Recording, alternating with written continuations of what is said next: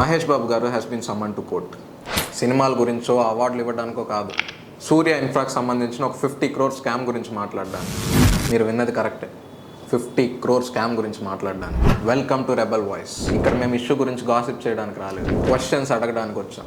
మీరు కనుక మీ చుట్టూ జరుగుతున్న ఇష్యూస్ గురించి డైలీ తెలుసుకోవాలనుకుంటే, డిస్ట్రాక్ట్ అవ్వకుండా డైలీ కరెంట్ అఫైర్స్ మీద నాలెడ్జ్ పెంచుకుందాం అనుకుంటే సబ్స్క్రైబ్ చేసుకోండి. సబ్స్క్రైబ్ చేసుకున్నారుగా, డన్. మీరే ఊహించుకోండి, ఒక మిడిల్ క్లాస్ ఫ్యామిలీ ఎటువంటి వెకేషన్కి వెళ్లకుండా, ఏ కారు కొనకుండా, ఎటువంటి లగ్జరీ ప్రోడక్ట్స్ కొనకుండా, ఒక 12 years కష్టపడి దాచుకున్న డబ్బు ఏదైతే ఉందో, ఒక ఫ్లాష్ యాడ్ చూసి అందులో మహేష్ బాబు గారిని చూసి ఈ ప్రాపర్టీలో కదా మనకి ఇల్లు ఉండాల్సింది అని ఉన్న డబ్బు అంతా పెట్టి కొనుక్కుంటే, నెక్స్ట్ డేనే అక్కడికి ఇంకో 2 ఫ్యామిలీలు వచ్చి ఇది మా ప్రాపర్టీ అంటే మా ప్రాపర్టీ, మీరు ఇక్కడ ఉండకూడదు అని చెప్తే ఎలా ఉంటుంది?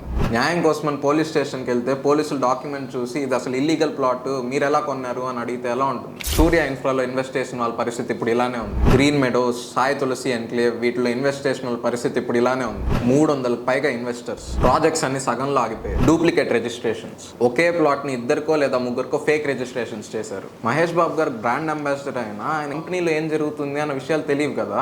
పాపం మహేష్ బాబు గారికి మాత్రం ఏం తెలుసు, ఖాళీ డబ్బాల మీద ఆయన ఫోటోలు పెట్టి అమ్మేస్తారని.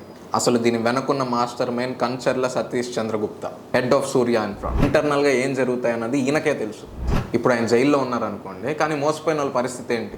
మహేష్ బాబు గారిని కొంచెంసేపు పక్కన పెడదాం, పాపం ఆయన కూడా చాలా బాధపడి ఉంటారు ఈ విషయం తెలిసినప్పుడు. ఈ సందర్భంగా నేను మిమ్మల్ని ఒకటి అడగాలనుకుంటున్నాను. అసలు ఎన్ని రకాల యాడ్స్ చూస్తాం మనం యూట్యూబ్లో కానీ, టీవీస్లో కానీ, ఇన్స్టాలో కానీ. ఇన్ఫ్లుయెన్సర్స్కి అకౌంటబిలిటీ ఉండాలంటారా? మీరేమనుకుంటున్నారు? నాకు కింద కమెంట్స్లో చెప్పండి. మీ ప్రతి కమెంట్ నేను చదువుతాను. ఈ సూర్య ఇన్ఫ్రా గురించి ఇంకొంచెం ఎక్కువ తెలుసుకుందాము అని వెతుకుతూ ఉంటే, సూర్య ఇన్ఫ్రా మీద ఫస్ట్ కేసు 2013లో పెట్టారని తెలిసింది. అండ్ మహేష్ బాబు గారు బ్రాండ్ అంబాసిడర్గా 2021లో చేరారు. 2013 నుంచి కేసెస్ జరుగుతుంటే ఇప్పుడు 2025, దాదాపు 22 years ఎందుకు హైలైట్ అవ్వలేదంటారు ఈ న్యూస్? ఇప్పుడు ఎందుకు బయటకు వచ్చిందంటారు ఈ న్యూస్? మీకు ఇక్కడ ఏదైనా ప్యాటర్న్ కనిపిస్తుందా?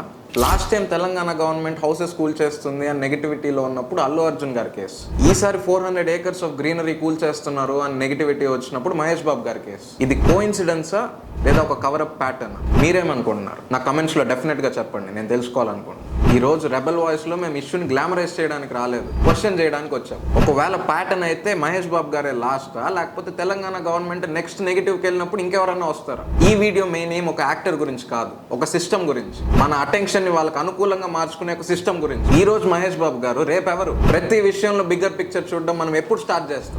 This is Chiranjeevi from rebel voice. ఎటువంటి మసాలా లేకుండా మీకు ఫ్యాక్ట్స్ కావాలనుకుంటున్నారా? ఎటువంటి డిస్ట్రాక్షన్ లేకుండా బిగ్గర్ పిక్చర్ చూడాలనుకుంటున్నారా? Subscribe to rebel voice.